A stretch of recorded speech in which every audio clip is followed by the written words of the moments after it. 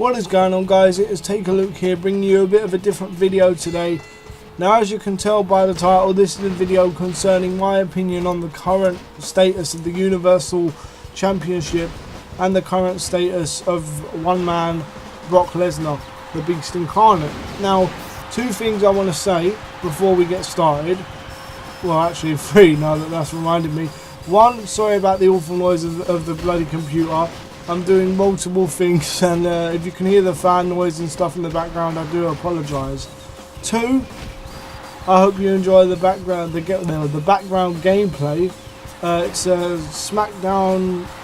Smackdown. Here Comes the Pain.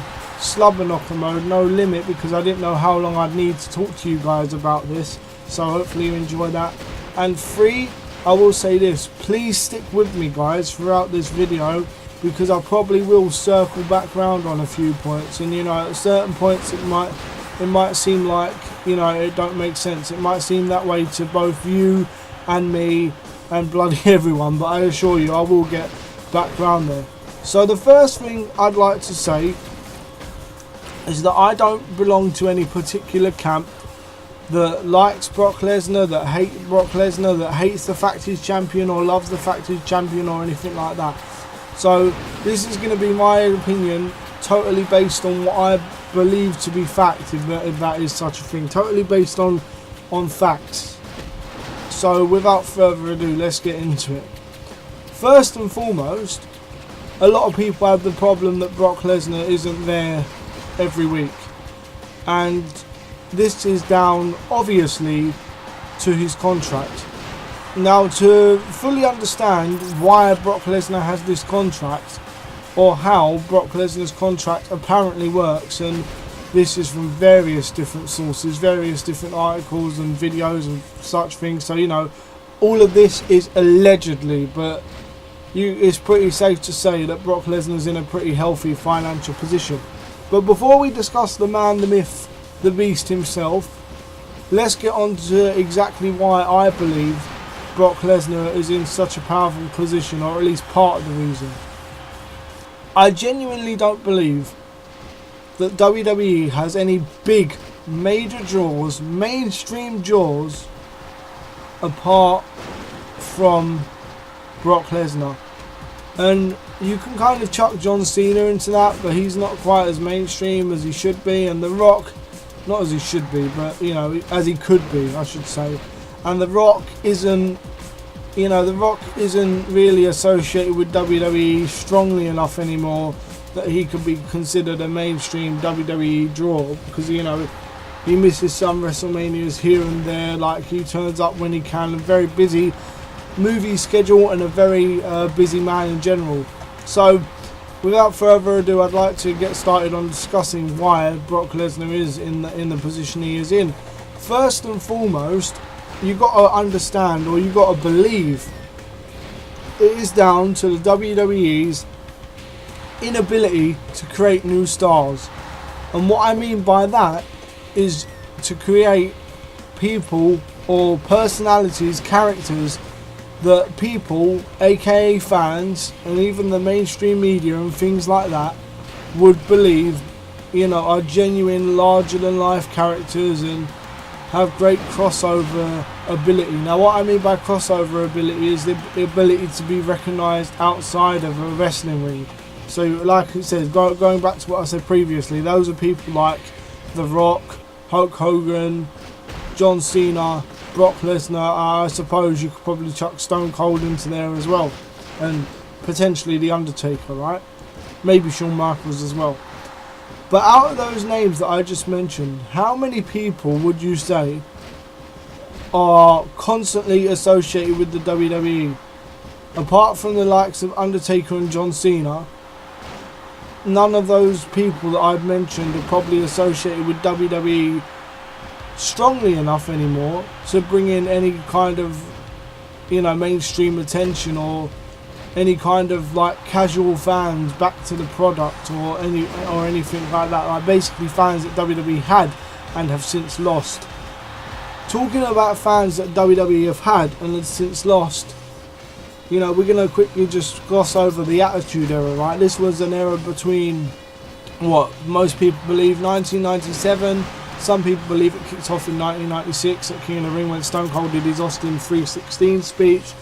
I think it's pretty much agreed that regardless of when it started, it probably ended at WrestleMania X7.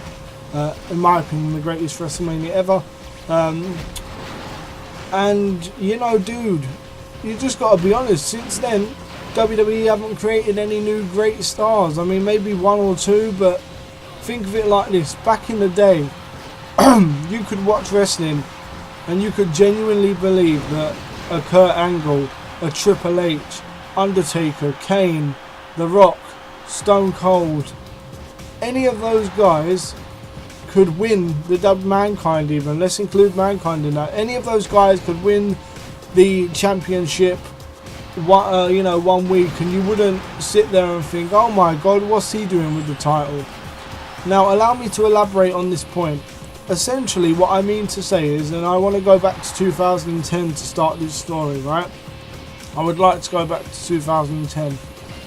The first big instance I remember of WWE actually having a red hot storyline with the ability to create a genuine new star was the Nexus storyline in 2010. Now we all know how that went. The guys debuted on, I think it was June 6, 2010, maybe June 7th actually, 2010. They ripped the ring apart, they attacked everybody, and basically they were here to take over. Now straight out the bat, and this probably isn't necessarily WWE's fault, but straight out the bat the storyline took a bit of a hit because Daniel Bryan got fired in real life. Okay, let's put that under the carpet. Fast forward a few months and you have Wade Barrett. You have Wade Barrett and co. They are going to currently be facing off against John Cena and the rest of Team WWE, including a returning Daniel Bryan, at SummerSlam. Now at the end of this match, John Cena, he took a DDT on the floor, but then went on to beat Wade Barrett and Justin Gabriel. WWE then had another shot at pushing Wade Barrett to the stratosphere by having him interfere in the Buried Alive match between Kane and The Undertaker. Now I've got a video coming out on this topic, and then amongst others, as to why WWE messed this up, or what could have been the outcome. Barrett could have ended up having a match with The Undertaker at WrestleMania 27 in 2011, a couple of months later. This was essentially going to be a long-term storyline, but for some reason WWE dropped that. You know, Undertaker went on to face Triple H in what was a pretty stellar match, so you can't really argue that. But then Barrett himself, he, after failing to win the WWE Championship, and you know, he would have been the first English-born champion, so straight off the bat you could argue that that's like, you know, that's a huge plus to have a new guy who's been in the company, or at least been on mainstream TV, like been on the main roster TV I should say, for a year, becoming the champion. He could have been a main event player in an era where WWE desperately needed it, because 2010 the storylines were bloody bland and awful. I think Batista had bloody left early that year. WWE had lost the superstar. Triple H was winding down on his in-ring career. I think Shawn Michaels had retired. See, you look at the facts and you could easily see why 2010 was quite a disastrous year. WWE would call The Rock back in 2011, right, in about February, where The Rock finally had time or decided to come back, you know, his prerogative, whatever. Him and John Cena wrestled a good match. No, they didn't. Sorry, The Miz and John Cena wrestled a good match at WrestleMania that year, and it was basically the setup for a 3-year storyline running from 2011 to 2013. Once in a lifetime, twice in a lifetime, whatever the hell you want to call it. But that should have been your first indicator of where WWE had gone wrong. Like they had to call back The Rock to sell WrestleMania tickets, and to, you know, WrestleMania 28, which was in 2012 when John Cena and The Rock faced off, I believe was the highest grossing WrestleMania, and the record will probably remain that way now with the inclusion of the network. Pay-per-view buys aren't really a thing anymore. But getting off topic, so in 2011 they had the chance with CM Punk after his pipe bomb, which actually, when I'm recording this, happened a year ago today, or a year ago yesterday, because it's early hours in the morning for me. And they completely botched that for some reason. They did well. They had the guy win Money in the Bank. Win Money in the Bank. They did. Well, they had him win Money in the Bank twice, actually, but they botched that before then. You know, in like 2008 and 2009. But for some reason, they botched both times. Going back to 2011, however, they had him win the title, Money in the Bank, and walk out. Genuinely, some people would thought he'd left. And that, along with the Nexus, was the only time in recent years that I have brought a WWE t-shirt, right? Because I thought, hell, I'm going to look quite cool wearing this. People are going to know what the hell's going on. And some people who hadn't watched wrestling in years, they'd come up to me and say, oh man, I like your Nexus shirt, or oh, I like your CM Punk t-shirt, like a year later and such. You know, the only t-shirts I buy now are blooming Becky Lynch merchandise and some Charlotte Flair merchandise, right? Obviously your Undertaker merchandise. But the fact of the matter is that WWE botched that storyline. They had Punk lose the title at SummerSlam, random interference from Kevin Nash. Why? It is not 2002 anymore, man. What the hell? Not even 2002, 1997, whatever you want to call it. That's a botch. That's crazy as all hell.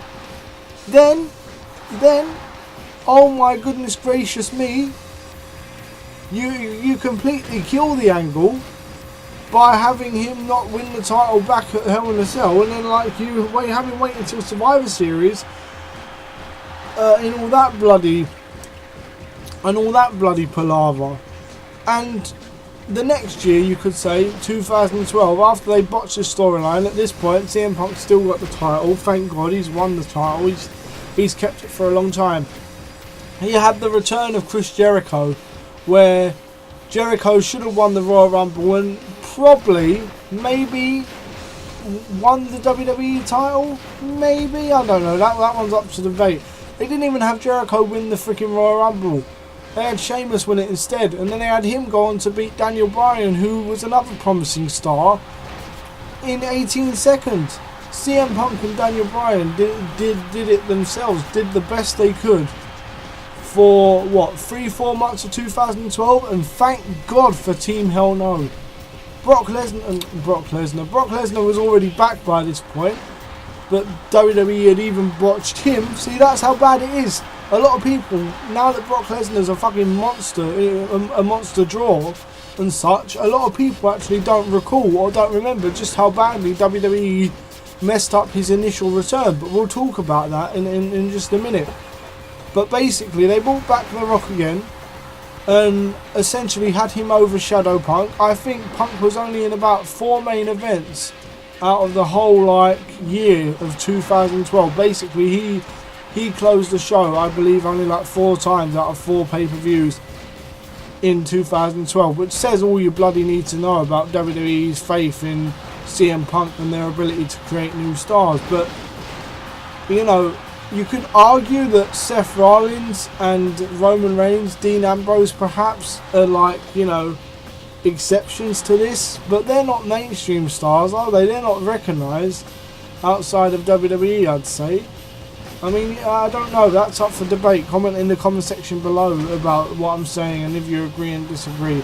But the fact is that the Nexus storyline was botched when 2 or 3 of them, Daniel Bryan, Wade Barrett and even Ryback, aka Skip Sheffield, could have become huge stars. Now Skip Sheffield was botched but because he was injured, but given the fact that he came back as Ryback a couple of years later and they messed him up as well, they took away. Oh, see, look, dude, I can just keep relaying bloody stories of when WWE like botched stars or botched the ability to create a new star all night if I wanted to. But the fact remains is they cannot do it. Which brings me back to the whole Brock Lesnar thing, right? They mishandled his return so badly when he initially came in. He bloody came in, feuded with John Cena, lost his first match back in 8 years. Why on earth that happened, And why on earth WWE would book it like that is beyond me. Apparently they were worried allegedly about Brock going into business for himself or something like that. I don't know. But then they had him feud with Triple H for like a year, and it was ridiculous, and Brock would come and go every like 3 or so months. But it was crazy. And to rehabilitate Brock, the easiest star they had had in 6-7 years since like Batista and John Cena, and you could argue that even John Cena was perhaps their only true star. So to rehabilitate the only true star they'd had in the 10 years, ironically, since Brock Lesnar left, they had to feed him the Undertaker's undefeated streak. And now this creates a problem because Brock Lesnar now becomes a bigger and bigger draw. And this is the scenario we're in. Allow me to try and break this down for you, right? WWE gives their performers contracts, right? And I'm not quite sure how it works out, but let's just say, Brock Lesnar's on an awful lot of money. So WWE, in order to get their money's worth, have to put Brock Lesnar on TV as much as they possibly can, or as much as his contract possibly allows.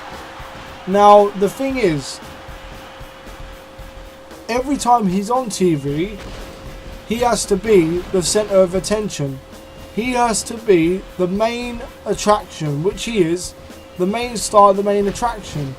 But the problem with that, and it's kind of like a catch-22 situation, a double-edged sword, is that every time his contract is up for renegotiation, Brock Lesnar can turn around and say, I want more money. I want more kudos. I want this, I want that, to be able to continue to perform for you.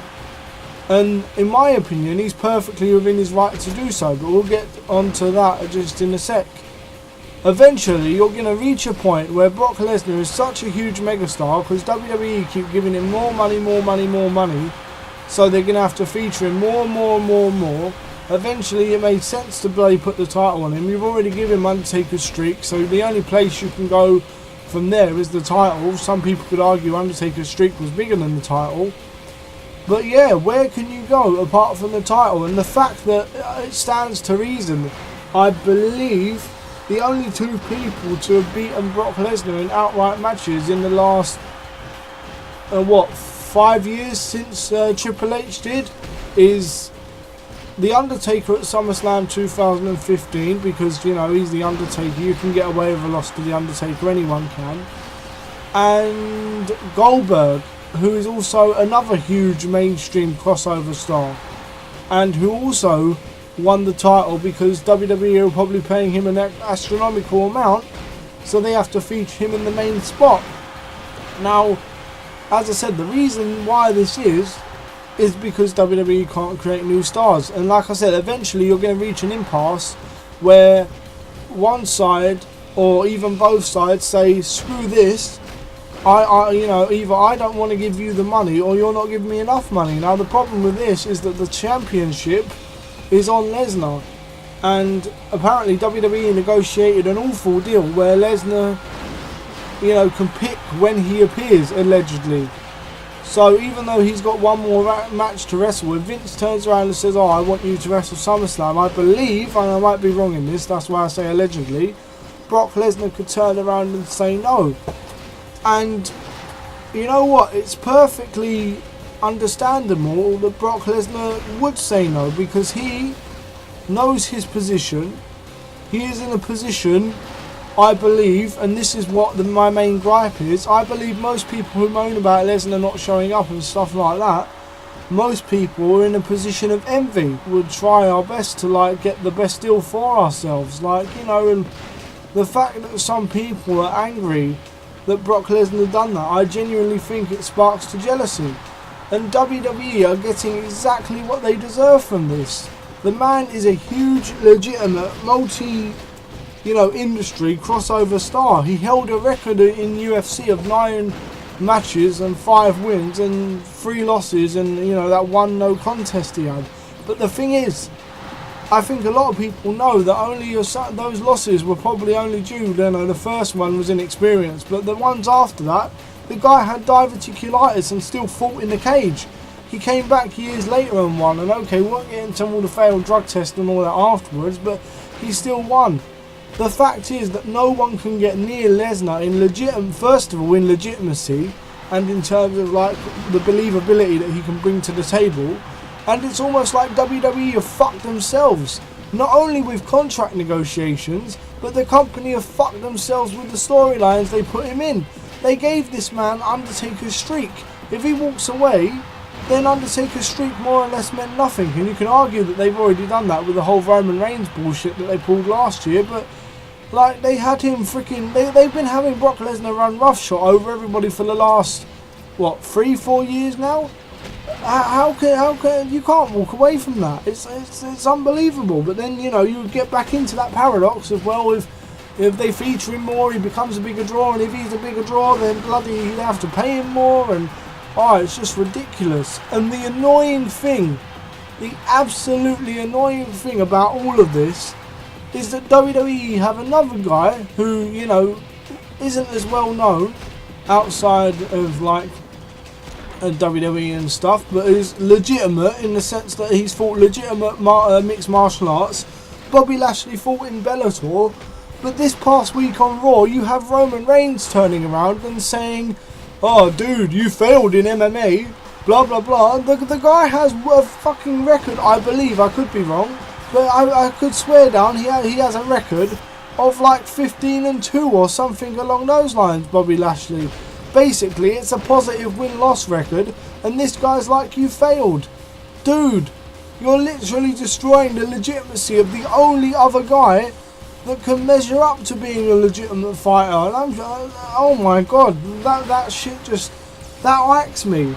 So you're stuck in a position where essentially you've got a man that knows his worth in Brock Lesnar and doesn't want to go for a penny less. I'm sure Brock Lesnar does care about wrestling and does care about putting on a decent match when he gets in between the ropes. He's proven that with AJ Styles, Seth Rollins and John Cena a couple of years back at the Rumble. Look, this man is professional. When he goes to work, he's professional, man. He got squashed by Goldberg, didn't have a problem with it. Fed for Samoa Joe like a badass. That made his face turn purple and everything. But Brock Lesnar can only do what Vince McMahon says in terms of the booking. And Brock Lesnar, he just signed the contract that Vince McMahon allegedly, well no, there's no allegedly about that, because I'm sure it was Vince that put the contract in front of him, but basically Brock Lesnar signed the contract that Vince McMahon offered him, and none of us, I would go as far as to say, if you were offered a deal as good as Brock Lesnar's and you would say you wouldn't sign it, like you're an absolute liar.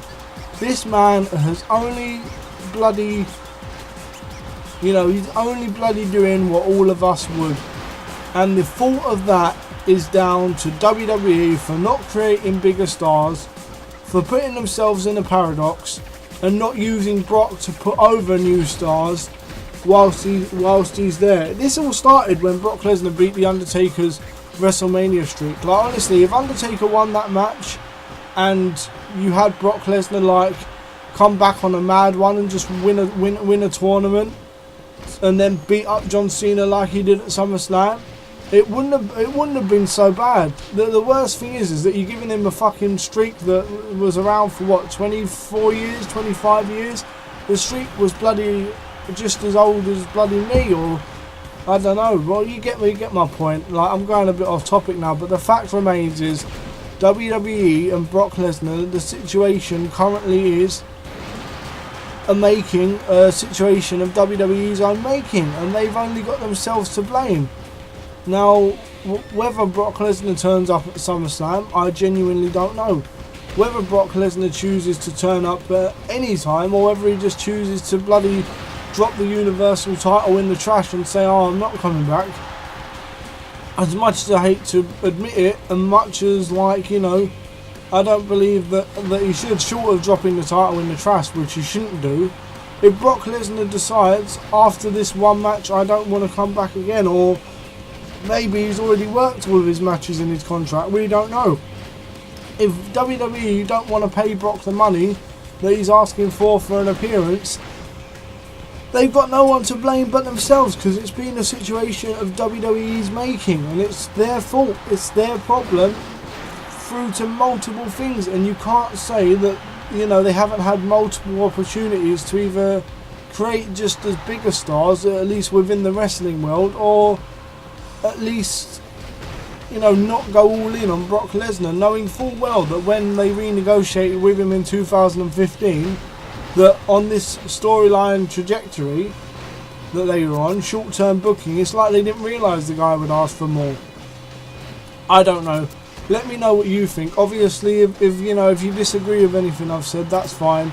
That's my honest opinion. But for me, we can be angry at Brock Lesnar not being there because, like, you know, we wish he was.